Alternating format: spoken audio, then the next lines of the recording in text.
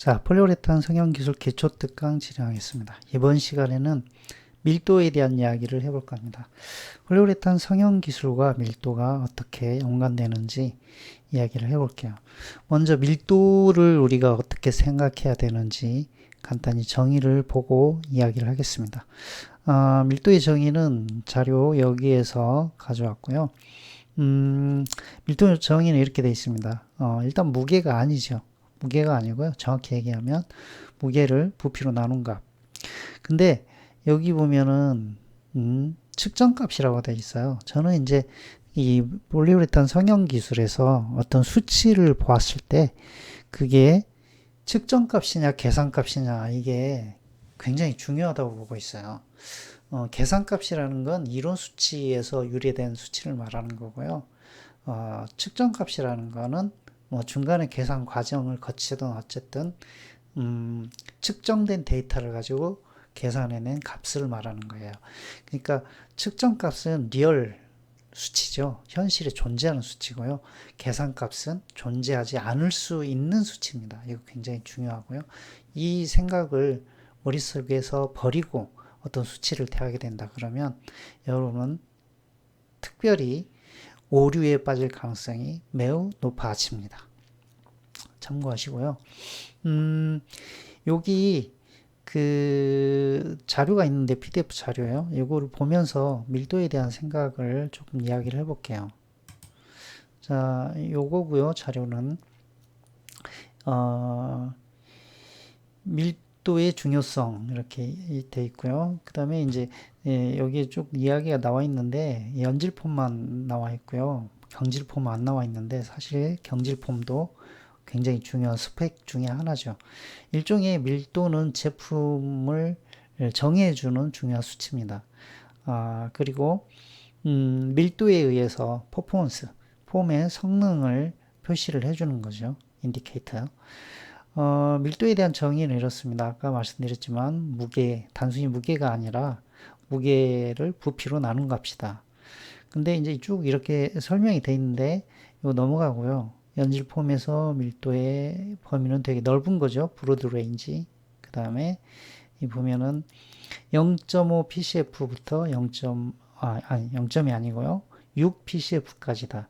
PCF도 밀도의 단위고요. 우리가 쓰는 밀도의 단위는 여기 보시면 킬로그램 퍼 메타의 3승, 킬로그램 퍼 큐빅 미터 이렇게 돼 있죠. 요거는 그럼 뭘까요?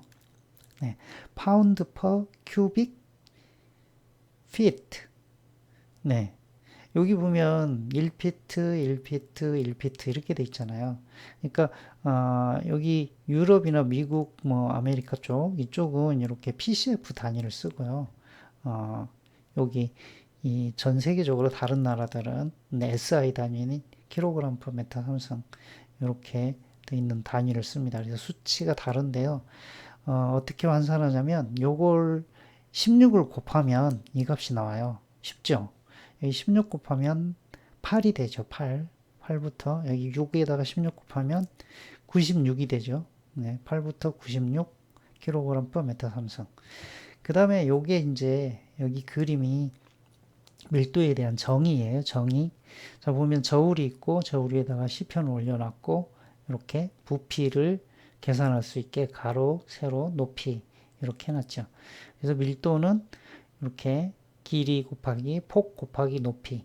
근데 원래 자료에는 여기가 잘못되어 있어요. 오타가 있어요.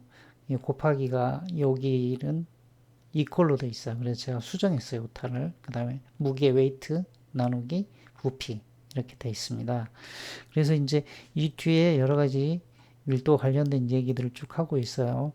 IFVD도 나오고요. 이건 좀 나중에라도 제가 기회가 될 때마다 이런 그 폴리우레탄 물성과 관련된 밀도 이거를 이야기를 해드릴 거예요. 자, 밀도는 이 정도로 정리하고요. 생각을 어떻게 해야 되느냐 하는 거에 대해서 간단히 얘기를 해드릴게요. 성형 기술과 밀도의 상관관계고요. 밀도는 이제 정확히 우리가 품질 관리 데이터 중에 중요한 항목으로 관리를 해야 되는 거고요. 그리고 그 품질관리 데이터라는 얘기는 결국은 측정값이란 얘기예요. 다시 말씀드려서 계산값으로 나오는 것은요, 품질관리 항목으로 넣으면 안 돼요. 그냥 이론값이에요, 이론값. 아이디얼 수치. 그래서 측정값이란 얘기는 우리가 관리 항목에 집어넣겠다는 것이에요.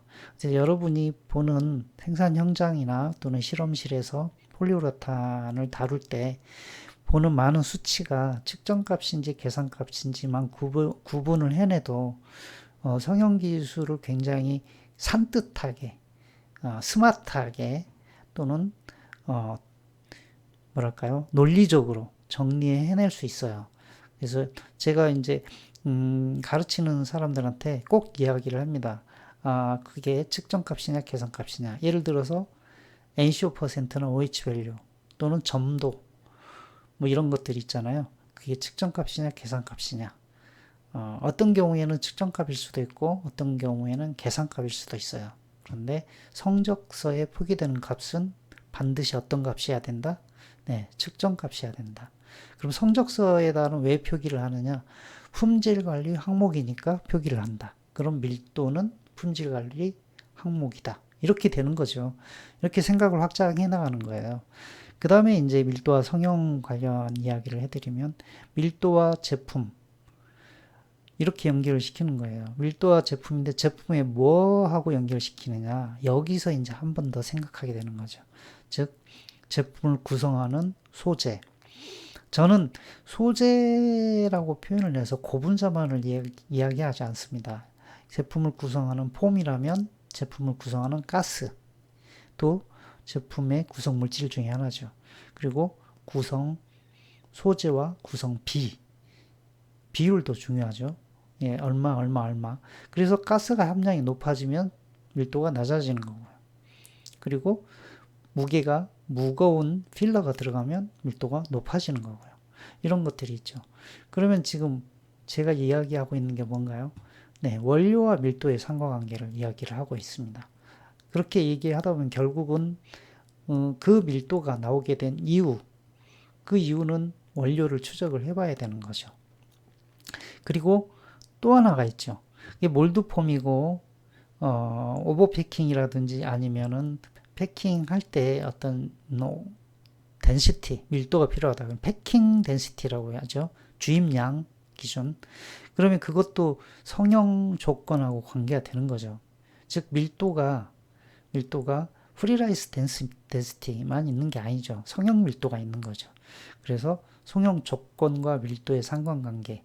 그럼 여기서 하나 더 이끌어낼 수 있는 게 뭐냐면 제품과 밀도의 상관관계인데 밀도를 수치 하나로만 볼 거냐 아니면 통계적 기법을 적용해서 밀도를 부위별 밀도로 볼 거냐. 그러면 이제 부위별 밀도가 되면 밀도 분포라는 게 하나의 또 품질관리 항목으로 나오게 되는 거죠.